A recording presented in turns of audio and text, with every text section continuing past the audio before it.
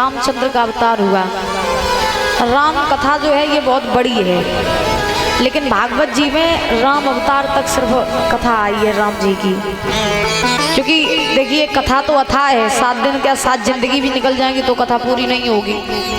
लेकिन सुखदेव भगवान अब 7 दिन का संक्षेप का वर्णन परीक्षित जी को सुनाया था सुखदेव भगवान ने। तो देखिए क्या हुआ कि सुखदेव भगवान ने रामचंद्र की जब कथा सुनाई तो प्रभु श्री रामचंद्र इस धरा पर आए। तो आप लोगों ने सुना है बहुत से भगवान ने लीलाएं की हैं। अच्छा, भगवान का अवतार ही लीला करने के लिए होता है। भगवान का अवतार ही जो है अधर्म का नाश करने के लिए और धर्म की स्थापना करने के लिए भगवान का अवतार होता है। त्रेता युग में पाप बड़े रामचंद्र आए, द्वापर युग में पाप बड़े कृष्णचंद्र आए, कलयुग में पाप हो रहे हैं तो कलयुग में कल्कि भगवान आएंगे। कलयुग में कल्कि भगवान का अवतार होगा। लेकिन उनका अवतार कब होगा? कल्कि भगवान का अवतार कलयुग में तब होगा जब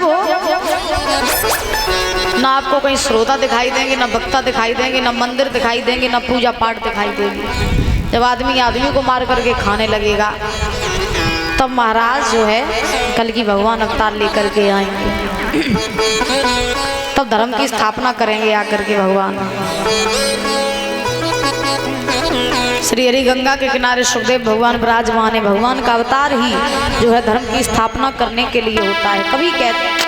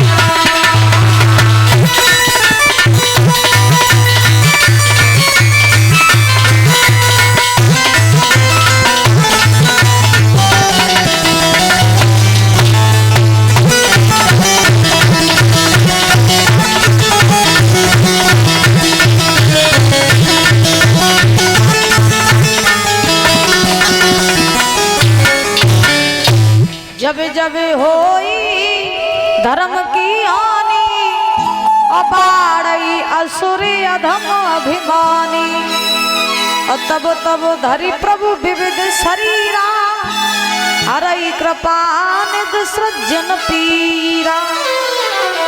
पृथ्वी पर जब जब धर्म घटता है और अधर्म बढ़ता है तब तो भगवान का अवतार होता है। राम जी आए तो उन्होंने जो है ताड़का मारी स्वाहु जैसे राक्षसों का वध किया, नाना प्रकार की लीलाओं को किया। परीक्षित जी महाराज ने सुखदेव भगवान से प्रश्न किया, प्रभु आप मुझे ये बताइए कि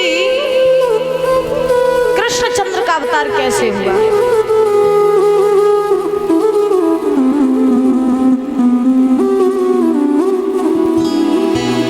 कृष्णचंद्र का अवतार कैसे हुआ? वो श्री कृष्णचंद्र जो द्वापर युग में अवतार लेकर के आए, जिन्होंने मेरे दादा परदादाओं के साथ में रहकर के महाभारत का युद्ध जितवाया, जिन्होंने 4 दिन की अवस्था में पूतना राक्षसी को मारा, जिन्होंने 7 वर्ष की अवस्था में गोवर्धन पर्वत को उठाया, जिन्होंने कंस जैसे राक्षस का वध किया, तो कृपया करके मुझे आप ये बताइए कि उन श्री कृष्ण का अवतार कैसे हुआ?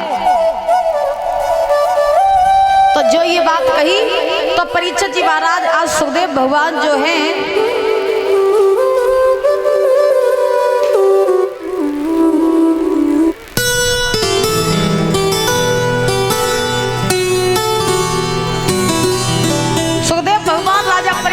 समझा करके बोले कि राजन, अगर तुम जानना चाहते हो कि श्री कृष्णचंद्र का अवतार कैसे हुआ तो सुनो, हम तुम्हें बताएं। राम का अवतार हुआ सूर्यवंश में और कृष्ण का अवतार हुआ चंद्रवंश में। ये चंद्रवंश प्रारंभ कहां से हुआ?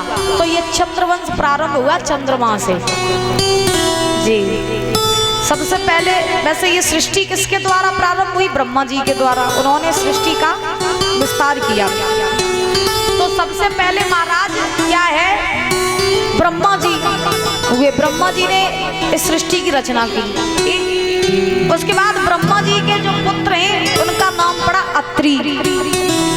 अत्रि के पुत्र हुए महाराज चंद्रमा, और इन्हीं चंद्रमा से दादा जो है चंद्रवंश चला। फिर चंद्रमा के पुत्र हुए हैं बुध। बुध के पुत्र हुए महाराज पुरुरवा।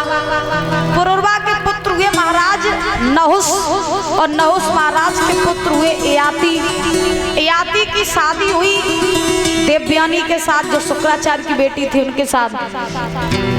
तो ययाति की शादी जब देवयानी के साथ हुई तो इन देवयानी के यहाँ दो पुत्र हुए, जिसमें एक का नाम यदु था, दूसरे का नाम तुर्वसु था। तो इन्हीं कुछ विद्वान कहते हैं कि इन्हीं यदु के वंश से यदुवंश चला। इन्हीं यदु से यदुवंश चला, और यदु की 56 पीढ़ियों के बाद में श्री कृष्ण का प्राकट्य हुआ। इन्हीं यदु के 56 पीढ़ियों के बाद में श्री कृष्ण का प्राकट्य हुआ। तो इसी चंद्रवंश में एक राजा हुए जिनका नाम आहुक पड़ा। आहुक महाराज चंद्रवंशी राजा थे। इनका शासन चला मथुरा पर, और मथुरा पर जब इनका शासन चला तो इनके घर में जो है दो पुत्र हुए, जिसमें बड़े का नाम उग्रसेन और छोटे का नाम देवक।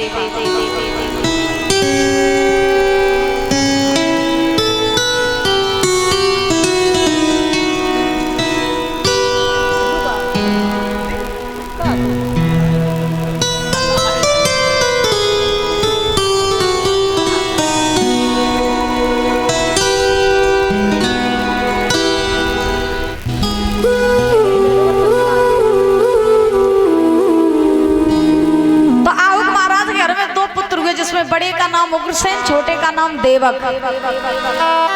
धीरे धीरे समय बीता, ये उग्रसेन बड़े हुए, आहुक महाराज बूढ़े हुए। तो आहुक महाराज ने सोचा कि अब मैं बूढ़ा हो गया हूँ, राज्यपाट संभालने के लायक रहा नहीं हूँ, तो मुझे अपना राज्यपाट अपने बड़े पुत्र उग्रसेन को दे देना चाहिए और मुझे अब आराम करना चाहिए। अच्छा, पहले के बड़े बूढ़े क्या करते थे कि जब बूढ़े होते थे तो वो अपना राज्यपाट छोड़ देते थे, घर परिवार बच्चों को मालिक बना करके वन में भजन करने चले जाते थे। अब आजकल लोगों के ऊपर बुढ़ापा नहीं आता है। क्यों? क्योंकि आज भाई कलयुग चल रहा है। तो कलयुग में 20 साल को लड़का, जवान लड़का, बाकी तो बात अलग है, चलो वो तो जवान है, लेकिन डुकरा जो है बेहू महाराज बूढ़े मठ पे कलरी फेरे रहा। बूढ़े बूढ़े डुकराऊ नहीं गम खा, सर के बाल सफेद हो जाए, डुकरन को देखो बढ़िया डाई वाई कर ले, बारन पे एकदम चकाचक नहीं हो जा। कब बुढ़ापे में जाओ जो है डुकरा डुकरिया कमाई नहीं जाने कहा ने छान महाराज इनके मूड पे कौन सा भूत सवार रहा। समझी समझे संगे भाज जा, सासें दमादन संगे भाज जाती हैं। अब बताओ, अब इन्हें वो कहते हैं ना कि शरीर बिल्कुल बूढ़ा हो जाए लेकिन दिल बूढ़ा नहीं होना चाहिए। एक कवि कहते हैं कि आई नो बुढ़ापो नहीं जानी रे, और दगा दे गई जवानी। आई नो बुढ़ापो नहीं जानी रे, दगा दे गई जवानी।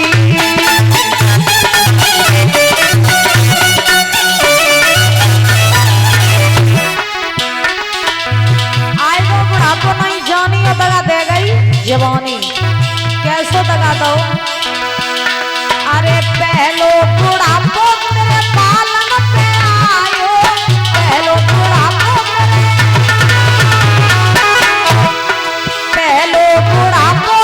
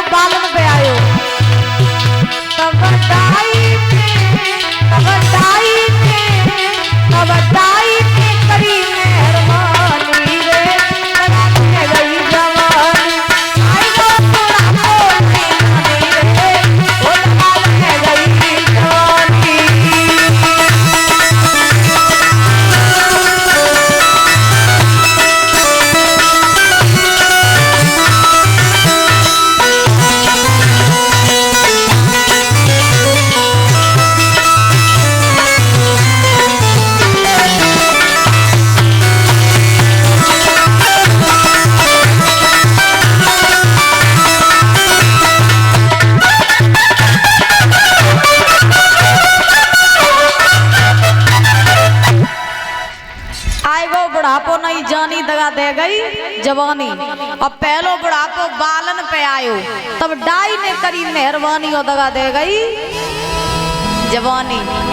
चांद के बार सफेद हो जाए बुढ़ापे पे बढ़िया डाई ले आओ करिया बार कर लो फिर नहीं बन जाओ है। अब देखो बूढ़ी बूढ़ी डुकरियां तक ब्यूटी पार्लर जाता। अब क्या होता कली वही है भैया। बोलो गोविंद भगवान की। अब देखिए सुदेव भगवान समझा रहे हैं कि आहुक महाराज जो है इन्होंने क्या किया कि आहुक महाराज ने जो है अपना शासन छोड़ दिया और मथुरा का राजा बना दिया उग्रसेन को। और आहुक महाराज वन में जाकर के भजन करने के लिए चले गए। अब आहुक महाराज वन में चले गए, उग्रसेन मथुरा के बने राजा।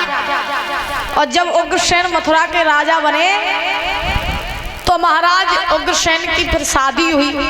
तो उनकी शादी किसके साथ हुई? उग्रसेन का विवाह हुआ महाराज पवन रेखा के साथ। तो उग्रसेन जो है पवन रेखा के साथ रहने लगे और अपना वैवाहिक जीवन जीने लगे। उग्रसेन पवन रेखा को बड़ा प्रेम करते हैं और पवन रेखा जो है ये भी उग्रसेन को बड़ा प्रेम करती है। पति पत्नी का संबंध गाड़ी के पहिए की तरह होता है। अगर गाड़ी को एक पहिया पंचर हो जाए तो गाड़ी आगे नहीं चल सकते है। और वैसे ही पति पत्नी का संबंध होता है कि दो में अगर एक गड़बड़ है तो घर कभी स्वर्ग नहीं बन सकता। बोलो राधे राधे, जोर से बोलो। काऊ काऊ ने तो सुना ही नहीं पाई कि हम क्या कर रहे हैं। कौन ध्यान है मन नहीं लग रहा हो कथा में का नहीं लग रहा हो तो बोलो राधे राधे। और जोर से बोलो, और जोर से बोलो। आप ताली बजाते हुए बोलेंगे बड़े भाव से।